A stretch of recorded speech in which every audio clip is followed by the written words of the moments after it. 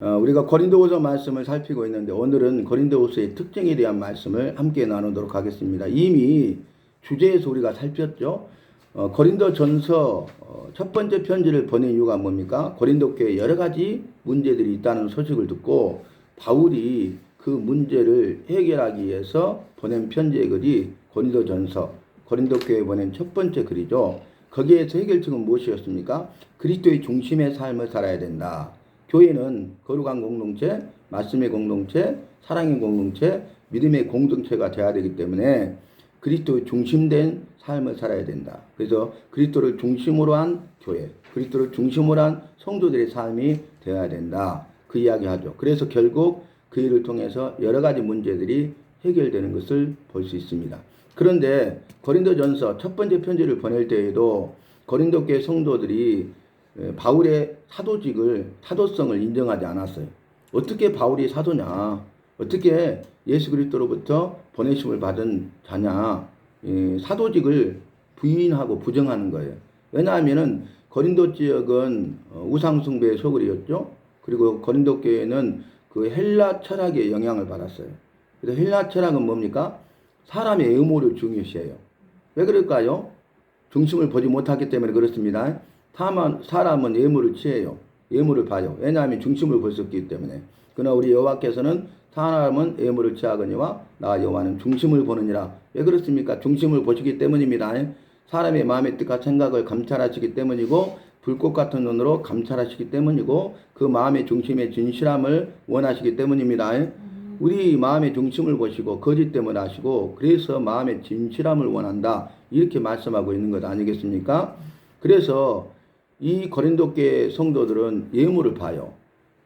그런데 볼품이 없거든요. 그리고 말이 어눌해요.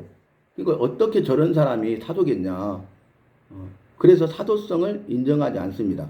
예물만을 보고 평가한 거죠. 헬라 철학의 지배를 받으니까 예물을 중요시하거든요.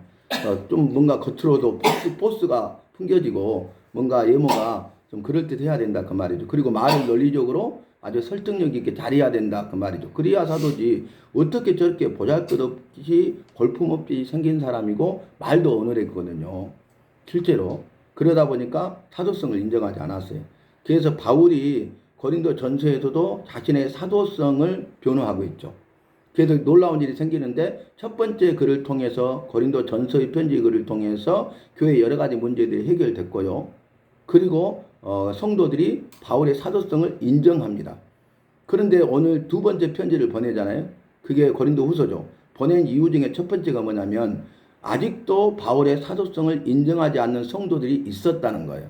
그래서 자신의 사도직을 변호하는 그런 내용이 되겠고요. 그 다음에 자신의 고난을 이야기합니다. 복음을 위하여 당하는 고난을 이야기하고 자기가 당하는 여러 가지 고난을 이야기해요. 그러면서 그 고난 가운데 위로하시고 또 격려하시고 능력을 베푸시는 여호와를 증거합니다. 그래서 자신의 고난 무엇으로 인한 고난입니까? 복음을 위한 고난이죠. 본인이 사도라는 거죠. 복음을 위하여 보내심을 받은 사도라는 거죠. 그래서 고난을 통해서 자신의 사도직을 변화하고 있고요. 그 고난만 이야기한 것이 아니라 고난 가운데 여호와께서 함께 하셔서 여호와께서 위로하시고 여호와께서 능력을 행하신 것을 이야기함으로써 요즘으로 말하면 복음을 전하면서 당하는 고난 가운데 일하시고 역사하시는 그 여호와를 만나서 그 일에 대한 고난에 대한 자신의 간증과도 같은 것이죠. 그래서 고난 가운데 여호와의 위로를 이야기해요. 여호와께서 이렇게 위로하셨다. 고난 가운데 여호와께서 이런 능력을 행하셨다. 그 이야기를 해요. 그러면서 그것도 자신의 사도직을 변호하는 것이죠. 그러면서 더 나아가서 어떤 내용이 되냐면 고린도 교회 성도들에게 너희들이 고난 가운데 있을 때 이 고난이 고난으로 끝나는 것이 아니라 여호와께서 반드시 위로하신다. 여호와의 위로를 이야기하고요. 여호와께서 능력으로 일하셔서 이 문제를 해결해 주실 것이고 이 고난을 통해서 여호와의 사랑을 더 깊이 깨닫게 될 것이고 여호와의 은혜 가운데 더 깊이 들어가게 될 것이다. 이것이 여호와의 사랑과 살아계심을 체험하는 복된 계기가 될 것이다. 이걸 이야기하고 있는 것이 고린도 후서가 되겠습니다. 그러면 고린도 전서를 보내서 그 교회의 여러 가지 문제들이 해결됐잖아요. 그건 뭡니까? 바울이 이야기한 대로 그리스도 중심의 삶을 살게 되었기 때문에 그래요. 교회가요 그리스도를 중심으로 하나 되고요. 성령의 하나 되게 하심을 힘써 지키게 되었어요. 성도들의 개인의 삶 가운데 그리스도의 중심의 삶을 사는 거예요. 중심 되신 그리스도. 신앙의 우선순위도 중심 되신 그리스도. 삶의 우선순위도 중심 되신 그리스도. 그래서 우리가 잘 아는 말씀 있죠. 고린도후서 5장 17절 암송하죠. 그런즉 누구든지 그리스도 안에 있으면 새로운 피조물이라 이전 것은 지나갔으니 보라 새 것이 되었도다. 그렇지 않습니까? 이것이 방금 전에 말씀드린 것을 증거하고 있는 말씀이죠. 그래서 우리가 고린도전서와 고린도후서의 관계를 이렇게 잘 살펴볼 필요가 있다는 거예요. 그런데 오늘 바울은 그 고난 가운데 여호와께서 이루하시고 능력으로 일하시고 역사하셨다. 이걸 통해서 여호와의 은혜 가운데 나는 깊이 들어가게 되었다. 이걸 하나를 더 설명합니다. 그러니까 고린도전서에 이어서 두 번째 편적을 고린도후서에서는 나는 여호와의 은혜 가운데 깊이 들어가게 되었다. 그러니까 첫 번째 여호와의 위로가 있었고요. 두 번째 여호와께서 능력으로 일하셨고요. 세 번째 여호와의 은혜 가운데 깊이 들어갔다는 거예요. 그리고 네 번째가 뭔지 아십니까? 여호와의 영광이 이 일을 통해서 드러났다는 거예요. 자신의 삶을 통해서 여호와의 영광이 드러나고요. 복음 전파의 그 삶을 통해서 여호와의 영광이 드러나고요. 복음 전파로 당하는 고난 가운데 고난을 통해서 여호와의 영광이 나타났습니다. 그러니까 그의 바울의 신앙을 통해서도 여호와의 영광이 드러나고 삶을 통해서도 여호와의 영광이 드러난 거예요. 자, 이 무엇이 생각나십니까? 영광? 그런데 신앙을 통해서도 영광이 드러나고 삶을 통해서도 영광이 드러난다. 모든 것을 통해서 영광이 드러나고 영광을 돌렸다는 말이잖아요. 우리가 잘 아는 말씀이죠. 너희는 먹든지 마시든지 무엇을 하든지 다 여호와의 영광을 위하여 하라. 그렇게 말씀하셨죠. 여러분 우리가 기억해야 될 게 뭡니까? 여호와께서 우리를 만드셨어요. 나를 만드셨어요.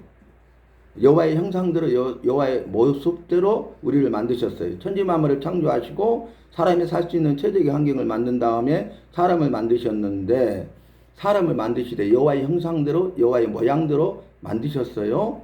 그러면 다른 점이 있죠. 왜 우리를 여호와의 형상과 모양대로 만드셨습니까? 그리고 너희는 나는 왕이고 너희는 나의 백성이라 거룩한 친백성 삼으셨습니까? 아버지가 되시고 우리를 자녀 삼으셨습니까? 우리를 만드신 창조의 목적이 뭡니까? 여호와의 영광을 위한 것이었습니다. 이사야 43장 7절 말씀 보니까 여호와의 영광을 위하여 우리를 만드셨어요. 그 다음에 두 번째는 43장 그 장에 21절 가니까 여호와를 찬송케 하도록 하기 위해서 만드셨습니다. 그러니까 우리의 창조 목적, 나를 만드신 목적, 여호와께서 나를 만드신 목적대로 우리가 삶을 살아가야 되는데 그것이 나의 신앙의 목적이 되고 삶의 목적이 되어야 되는데 그것은 여호와의 영광을 위해 살아야 되고 여호와를 찬송하면서 살아야 되는 것입니다. 한 문장으로 찬송하면 어제도 오늘도 내일도 날마다 순간마다 죽을 때까지 주님이 부르실 때까지 나의 삶 속에서 여호와께 영광을 돌리고 찬송하는 삶을 살아야 되는 것입니다. 우리가 천국의 영원한 생명과 소망을 붙들고 살아가고 있잖아요. 그렇다면 우리가 나중에 영원한 세계가 열릴 때에 저 천국에 들어가게 될 것인데 그곳에서 영생복을 누리게 될 것인데 그때 우리가 해야 될 일, 영원토록 할 일이 뭐라겠습니까? 찬송입니다. 이 땅에 사는 날 동안 찬송하는 삶을 사시고 찬송 가운데 가지고 임하시는 주님을 만나시고 능력을 행하시는 주님으로 인하여서 기적을 체험하는 주인공 간증자가 되시기를 바랍니다. 다시 말씀으로 돌아와요. 그래서 여호와의 영광이 드러났어요. 근데 놀라운 건 뭔지 아십니까? 바울의 신앙을 통해서 여호와의 영광이 드러나고 삶을 통해서 여호와의 영광이 드러났잖아요. 근데 그것으로 끝난 것이 아니라 그 여호와의 영광 가운데 바울이 동참할 수 있는 은혜와 복을 누립니다. 나의 신앙과 나의 삶을 통해서 여호와의 영광이 드러나고 나의 신앙과 삶을 통해서 내가 여호와께 영광을 돌리잖아요. 그러면 여호와께 영광을 받으시는 걸로 끝난 것이 아니라 내가 그 여호와의 영광에 동참할 수 있는 은혜와 복을 주시는 것입니다. 그래서 무한 영광이란 말이 나오죠.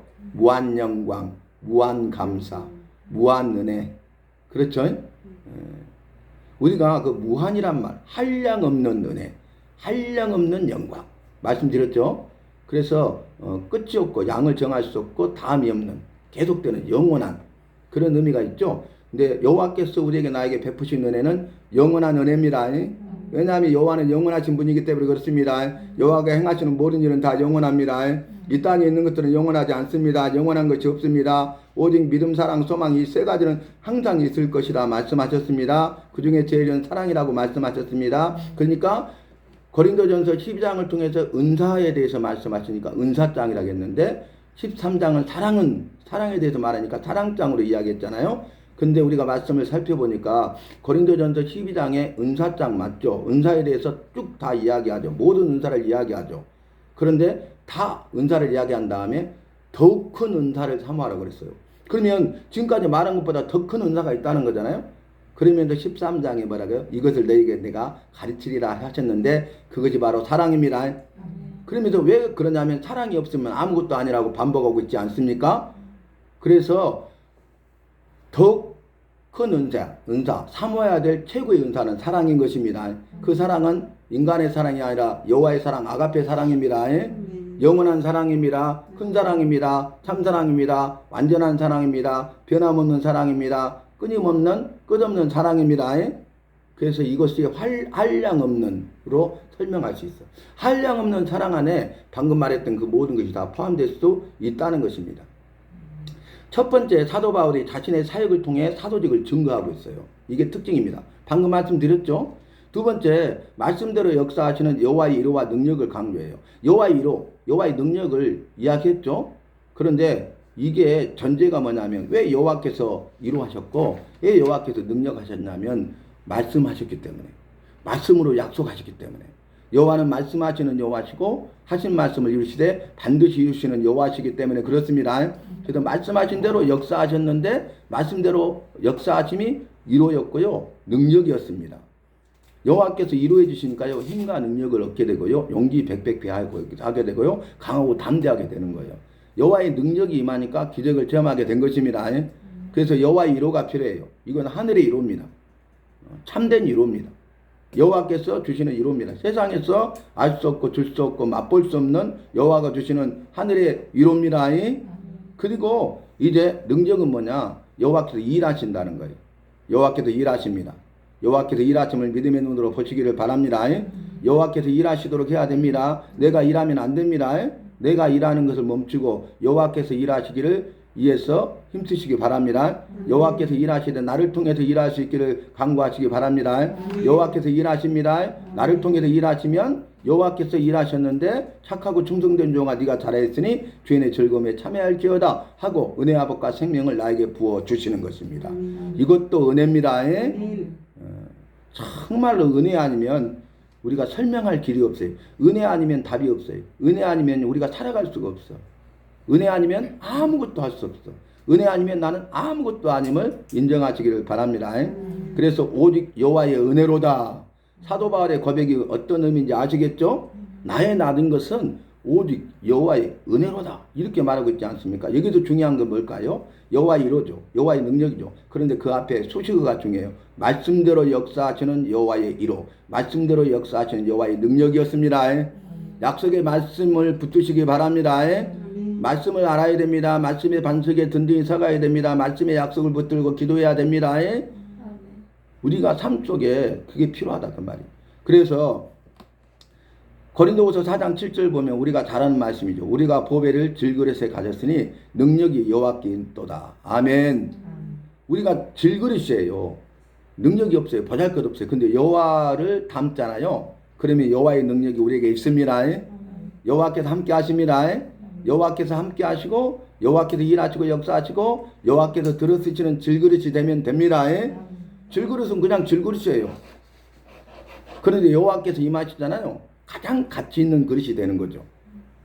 우리가 여러 가지 떠올릴 수 있는데 모세의 지팡이 40년 동안 미디안 광야에서 그 양을 쳤던 모세의 지팡이, 나무 지팡이죠.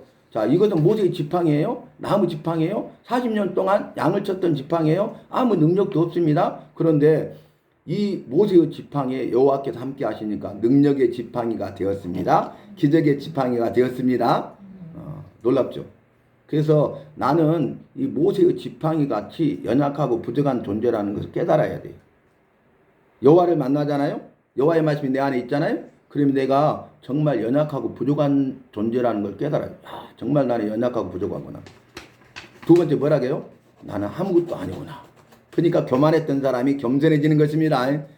여호와를 만나지 못하잖아요. 여호와의 말씀이 없는 사람은 교만합니다. 그렇죠? 그런데 여호와를 알지 못하는 교만한 사람이 여호와를 만나지 못하고 여호와의 말씀 없이 살아가는 교만한 사람이 여호와를 만나게 되고 여호와의 말씀이 있게 되면 자기 자신을 알게 돼요. 말씀을 통해서, 여호와를 통해서. 그래서 나는 연약하고 부족하구나. 나는 아무것도 아니구나. 세 번째 뭘 깨닫는지 아십니까? 나는 죄인임을 깨달아요. 나는 죄인이에요. 그러니까 주여 나를 불쌍히 여기소서 나는 죄인으로서이다. 이 고백을 할 수밖에 없는 거예요. 주여 내 삶의 주인님이시여. 지금까지 내가 내 삶의 주인으로 살았어요. 왜요? 여호와를 만나지 못했기 때문에. 왜요? 여호와의 말씀이 없었기 때문에. 그런데 여호와를 만나게 되고 여호와의 말씀이 내 안에 있게 되니까 이제 깨달은 거죠. 나는 죄인이구나. 그래서 긍휼을 구하는 거예요. 나를 불쌍히 여겨달라는 거예요. 긍휼의 뜻이 뭐였어요? 불쌍히 여기시고 도와주기 원하시고 도와주시는 것이 긍휼입니다. 자비는 뭐였어요? 불쌍히 여기고 도와주기 원하는 것이 자비예요. 그런데 긍휼이 더 크다겠죠. 불쌍히 여기고 도와주기 원하는데 도와주시는 것이 긍휼이라고. 그래서 에레미야가 3장 22절로 23절 말씀에서는 여호와의 자비와 긍휼이 무궁하심으로 우리가 진멸되지 아니함이니이다. 이것이 아침마다 새로우니 죄의 성질이 곧없소이다. 증거하고 있습니다. 여호와의 자비와 긍휼이 우리에게 필요합니다. 나에게 필요합니다. 긍휼을 구하시기 바랍니다. 나를 불쌍히 여기소서 간구하시기 바랍니다. 여러분 욥기를 보면요. 욥이 자신이 당하는 고난과 환난은 믿음 때문에 의로움 때문에 당하는 고난이었지만 자신도 해결하지 못하고 욥의 세 친구 엘리바스 빌다 소발도 해결하지 못하고 중재로 나선 엘리후도 해결하지 못해요. 그러니까 여호와께서 욥을 찾아오셔요. 욥을 만나주셔요. 그게 은혜입니다. 그런데 여호와께서 천지 만물을 지은 것을 말씀하죠. 내가 천지 만물을 만들었다. 이것을 만들 때 너 어디 있었냐? 한마디로 말 못하죠. 내가 이것을 만들었는데 왜 이렇게 만들었냐? 한마디도 대답 못하죠. 천지만물. 그 다음에는 이제 이 여호와께서 지으신 짐승들에 대해 말해요. 그러면서 내가 이렇게 특성을 가지고 만들었는데 왜 그렇게 만든 줄 알아? 모르죠. 말을 못해요. 그리고 나서 뭐라고 하냐면 이제 베헤못을 보라. 한 장을 할애를 해요. 40장 전체를 베헤못을 보라. 하마입니다. 하마. 근데 하마가 굉장히 강력하거든요. 누구도 함부로 하지 못하거든요. 동물의 왕국 보셨죠? 하마가 등치가 크고요. 이게 턱이 너무 악력이 크고요. 그 다음에 이 이빨이 커요. 날카로워요. 그래서 하마한테 덤비다가요. 하마가 달라들면 다 도망가요. 혼비백산하게 돼요. 하마가 딱 한 번 딱 물어버리잖아요. 절단 나버려요. 모든 것이 이렇게. 그러면서 또 이제 41장에서는 뭐냐면 여호와야단을 봐라. 악어거든요. 악어. 악어에 대해서 딱 설명해. 정확하게 설명해. 그 어떤 박사보다도 정확하게. 저는 참 어렸을 때 그런 데 관심이 있어서 생물 도감 같은 거 막 이렇게 있잖아요. 동물, 식물 이런 것들이 그런 책을 많이 좋아했거든요. 많이 읽었거든요. 그러다 보니까 너무 재밌고 그런 부분들을 많이 잘 알거든요. 근데 성경 말씀 딱 보면요. 39장, 40장, 41장 보면요. 천지 만물에 대해서 지어진 생물에 언급하고 있는 그 모든 것에 대해서 정확하게 알 수 있어요. 왜 그래요? 만드셨기 때문에 누구보다도 잘 아시는 것입니다. 그런데 묵묵부답이야. 근데 특별히 한 장을 할애해서 베헤못, 하마를 이야기하고 한 장 전체를 할애해서 여호와야단, 악어에 대해서 언급한 건 뭐냐면 봐라. 내가 지은 창조물 이 모든 것이 내 손으로 만들었느니라. 거기에 하마도 들어가고 악어도 들어가고 너도 들어가. 그런데 너는 이 지음받은 피조물 가운데 하마하고 악어만 봐도 너는 연약하고 부족한 존재라는 거예요. 그러니까 그걸 통해서 깨닫죠. 욥이. 나 연약하고 부족하구나. 나는 도움이 필요하구나. 나를 도와줄 사람은 한 사람도 없구나. 그죠? 새 친구도 엘리후도 도와줄 수가 없었잖아요. 문제를 해결할 수 없었잖아요. 그 누구도 아무도 이 문제를 해결할 수 없었잖아요. 그죠? 나를 도와줄 사람은 한 사람도 없구나. 네 번째, 나를 도와줄 분은 오직 여호와시구나. 그래서 여호와께 도움을 구하고 여호와를 의지하되 전적으로 의지하게 됩니다. 세 번째, 자기가 연약하고 부족하고 아무것도 아니라는 걸 깨닫게 되고 죄인임을 깨달아요. 그래서 문제가 어떻게 해결된 줄 아십니까? 42장이 마지막 장이죠. 바로 42장을 보면 첫 번째 단락에 그 욥이 여호와께 회개합니다. 지금 당하는 고난과 환난에 대해서는 죄가 없어요. 의로워요. 믿음 때문에 고난을 당하고 타산의 참소 때문에 까닭없이 여호와의 영광을 해서 고난과 환난을 당하고 있어요. 근데 새 친구가 그걸 계속 물어보니까 주구장창 대답한 게 나 죄 없다니까? 회개할 필요가 없다니까? 엘리후가 말해도 마찬가지잖아요? 근데 거룩하신 여호와 앞에 의로우신 여호와 앞에 서니까요. 말씀 앞에 서니까요. 자기 죄가 다 드러난 거야. 그 일에 대해서는 죄가 없죠. 그죠? 그런데 욥이 고난과 환난을 당하기 전에 말씀대로 살고 믿음을 지키고 살았잖아요. 고난 가운데서도 말씀대로 살고 믿음을 끝까지 지켰잖아요. 근데 욥도 죄인이라는 거예요. 욥도 자기가 지은 수많은 죄가 거룩하신 여호와 앞에, 의로하신 여호와 앞에 서니까 다 드러나는 거예요. 그러니까 한마디도 대답하지 못하는 거예요. 너는 대장부처럼 허리를 묶고 내게 대답하라, 말하라. 한마디도 못해요. 말하라니까. 그러니까 뭐라, 입을 열어 말하나이다 하면서 내가 아무 말도 할 수 없나이다. 앞으로는 아무 말도 하지 않겠나이다. 말한 게 그 정도밖에 안 돼요. 그래서 우리는 여호와를 만나야 됩니다. 여호와의 말씀이 내 안에 있어야 됩니다. 그래야 내 삶이 제어됩니다. 교만한 자가 겸손한 자가 됩니다. 여호와께 도움을 요청하고 여호와를 의지하되 전적으로 의지하게 됩니다. 그래서요, 여호와께 도움을 구하고 여호와께 전적으로 의지하는데 자신에 대해서 회개하니까 어때요? 여호와께서 그 문제를 해결해 주세요. 그때를 기다린 거죠. 그러면서 어떻게 합니까? 복을 주시되 갑절의 복을 주시니라. 아멘. 해피엔딩으로 끝납니다. 여기서 문제 해결의 핵심 뭐예요? 여호와께서 찾아오셔서 만나 주셨다는 거예요. 그게 은혜입니다. 여호와께서 나를 찾아오시고 만나 주신 게 은혜입니다. 그 사실을 잊지 마시기를 바랍니다. 내가 할 일은 뭐예요? 다 깨달았어. 내가 연약하고 부족하고 아무것도 아니고 그 다음에 내가 죄인임을 깨달았어. 그것은 다 차체에 놓더라도 내가 할 매뉴얼은 뭐예요? 여호와께 도우심을 구하고 여호와를 전적으로 의지하면서 죄에 대해서 회개하는 거야. 이게 세 가지가 내 삶의 매뉴얼입니다. 그러면 주님께서 문제 해결해 주십니다. 그러면 주님께서 복을 주십니다.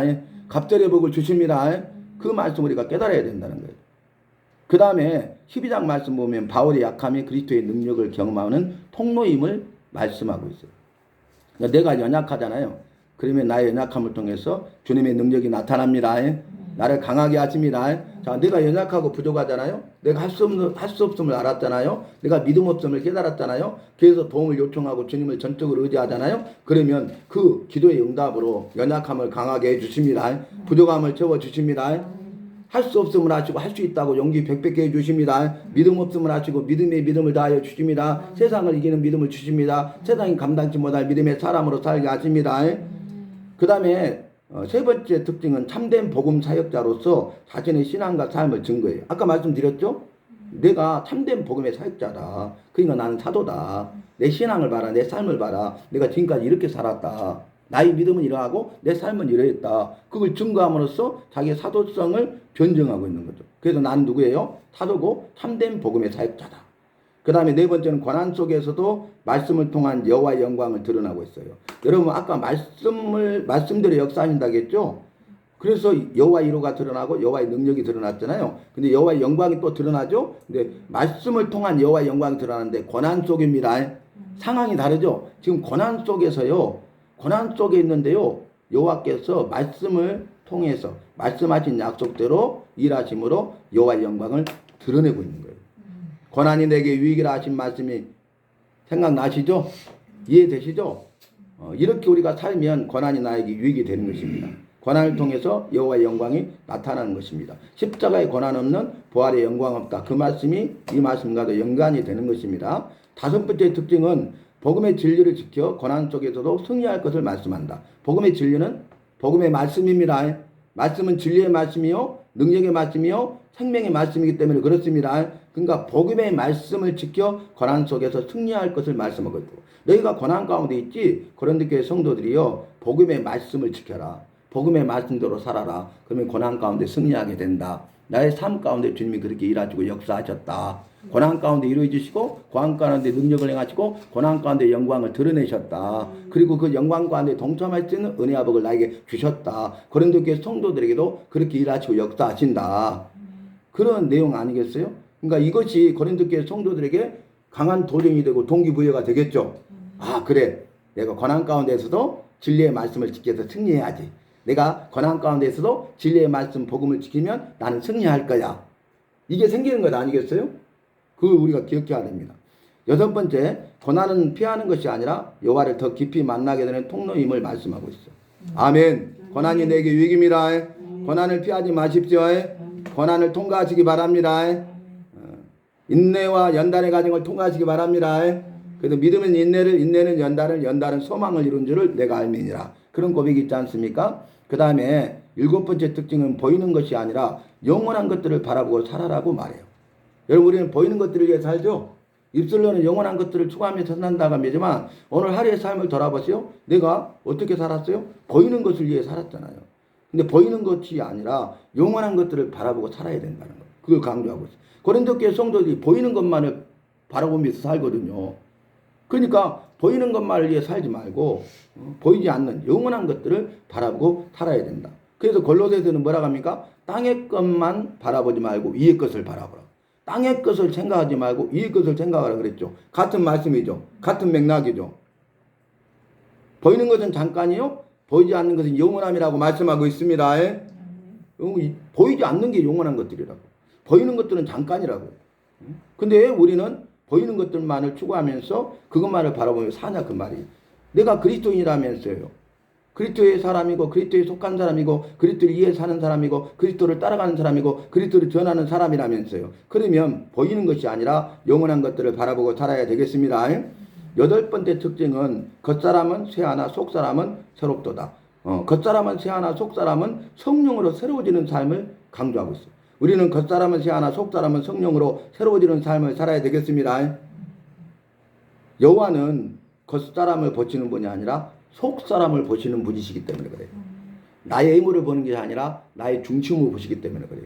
나의 중심을 보신다는 것은 내 마음을 보신다는 거고 내 믿음을 보신다는 거예요. 무릇 지킬 만한 것보다 더욱 네 마음을 지키라. 생명의 근원이 이에서 남이니라. 마음을 지키시기 바랍니다. 마음을 보십니다. 내가 내 마음이 어떠하냐에 따라서요. 생각하는 것이 달라요. 생각하는 것에 따라서 내가 말하고 말하는 대로 행동, 살게 돼요. 그래서 마음으로부터 시작돼요. 내가 어떤 마음이냐를 알 수 있는 것은 뭐냐면은 내가 행동하는 것을 보면요. 아, 저 사람이 어떻게 말하는가를 알 수 있고 그 말하는 것과 행동하는 것 보면 그 사람의 생각을 알 수 있고 그 마음의 상태가 어떠한 상태인지를 알게 돼요. 이해되시죠? 내가 엄마는 불평물만 막 쏟아놓잖아요. 그 마음의 상태를 아는 거죠. 내가 감사가 막 넘치잖아요. 그 마음의 상태를 아는 것이죠. 마음이 중요합니다. 더욱 지킬 만한 것들보다 더욱 비교해서 더욱 마음을 지키라. 지킬 만한 것들이 얼마나 많아요? 그죠? 그런데 더욱 지켜야 될 것은 마음이에요. 왜요? 생명의 근원이 이에서 남이기 때문에 그렇습니다. 살고 죽는 것이 마음에 달려 있습니다. 마음 먹기에 달려 있습니다. 어르신들이 그랬잖아요. 마음 먹기에 달려 있다고. 9번째 특징은 예루살렘 교회를 위한 구제헌금의 필요성과 올바른 자세를 말씀해요. 지금 이 고린도 교회는 부도감이 없거든요. 풍족하거든요. 근데 예루살렘 교회가 너무나 어렵고 힘들다는 소식을 들었어. 그러면 성령께서 세우신 교회잖아요. 역사하시는 교회잖아요. 여호와께서 그의 아들 예수님을 통해서 세우시고 성령님이 역사하시는 그 교회죠. 초대교회 첫 번째 교회가 예루살렘 교회잖아요. 모 교회와 같은 성격이잖아요. 근데 그 교회가 어려움을 당할 때에 그 교회의 어려움을 그냥 지나쳐서는 안 되고 성도들의 어려움을 그냥 간과해서는 안 된다는 거예요. 그래서 예루살렘 교회를 도와야 되고 성도들을 도와야 되죠. 그래서 우리가 헌금하자. 그게 구제 헌금입니다. 그래서 구제 헌금의 필요성을 이야기하고 올바른 자세를 말씀해요. 여러분 헌금 드리잖아요. 헌금 어떻게 드리십니까? 성경 말씀 이야기해 보니까 기쁨과 즐거움과 감사함으로 자원하여 믿음으로 준비하여 드리라 그랬어요. 6가지. 제가 정리해 보니까. 여러분 그렇게 예물 드리고 있어요? 그냥 드리고 있습니까? 어떻게 드리고 있습니까? 올바른 자세가 있다니까. 기쁨과 즐거움과 감사함으로 자원하여 믿음으로 준비하여 드려야 돼. 그렇게 드리는 것과 그냥 드리는 것은 천지차이예요. 똑같은 예물을 드려도 전혀 다릅니다. 내가 기쁨과 즐거움과 감사함으로 자원하여 믿음으로 준비하여 드리잖아요. 그러면 그것은 주님이 기뻐 받으시는 드림의 예물이 되고 또 그 드림의 예물이 될 뿐만 아니라 작은 소다를 살리고 영혼들을 고나에 살리는 나눔의 풍성한 열매가 되고 드린 손길 나에게 누림의 금복을 주십니다. 그러니까 이 예물이요. 이렇게 올바른 자세로 드리잖아요. 그러면 드림과 나눔과 누림의 역사가 반드시 이루어져요. 이 세 가지가 다 이루어져요. 얼마나 귀합니까? 근데 그냥 드리잖아요. 이 세 가지 아무것도 없어. 주님이 기뻐 받으시지도 않고요. 그 다음에 영혼의 열매를 해서 미랄로 쓰임 받지도 못하고요. 자기가 드렸는데 누림의 복도 누리지 못해. 어떻게 드려야 되겠어요? 그냥 드리면 안 되겠죠? 기쁨과 즐거움과 감사함으로 자원하여 믿음으로 준비하여 드리시기를 바랍니다. 그 다음에 마지막 10번째 고난과 위로를 증거해요. 아까 제가 고난 위로 말씀드렸죠. 그래서 이 고린도후서 4장 8절로 10절 말씀 보면 우리가 잘 알죠. 우리가 사방으로 우겨싸움을 당하여도 쌓이지 아니하며 답답한 일을 당하여도 낙심하지 아니하며 박해를 받아도 버림받지 아니하며 거꾸러뜨림을 당하여도 망하지 아니하고 우리가 항상 예수의 죽음을 몸에 짊어짐은 예수의 생명이 또한 우리 몸에 나타나게 하려 함이라. 아멘. 그래서 고난을 달게 지시기를 바랍니다. 참된 위로를 체험할 수 있기를 바랍니다. 그래서 이것이 간증이 되고 찬송이 되고 위대한 신앙 고백이 되는 저와 여러분의 삶이 되시기를 바랍니다.